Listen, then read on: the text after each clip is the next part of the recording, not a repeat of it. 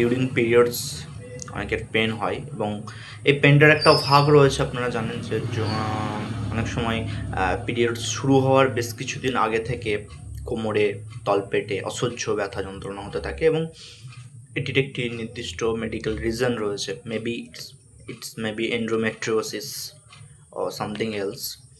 সেটা ক্লিনিক্যালি দেখতে হয়, কিন্তু অনেক সময় হয় পিরিয়ডস চলাকালীনও একটা ব্যথা হয় এবং ইটস আ নর্মাল পেন এবং অনেকে সিভিয়ার হয়।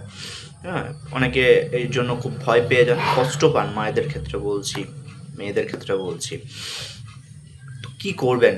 অনেক সময় দেখা যাচ্ছে হট প্যাক নিচ্ছেন, হট ফর্মেশন অর্থাৎ গরম জলের ভাপ সেঁক নিচ্ছেন, তারপরেও কিন্তু সে ব্যথা কমছে না।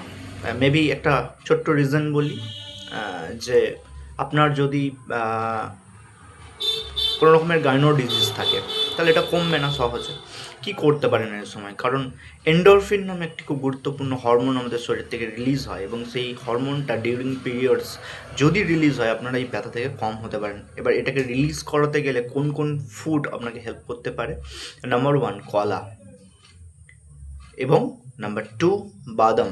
এটা খুবই গুরুত্বপূর্ণ দুটি ফুড, সুপার ফুড বলা যায় এই ক্ষেত্রে, যেটা কিন্তু আমাদেরকে একটা গুড সোর্স অফ ম্যাগনেসিয়াম, এবং এই ম্যাগনেসিয়াম এই এন্ডরফিন হরমোনকে রিলিজ করতে সহায়তা করে।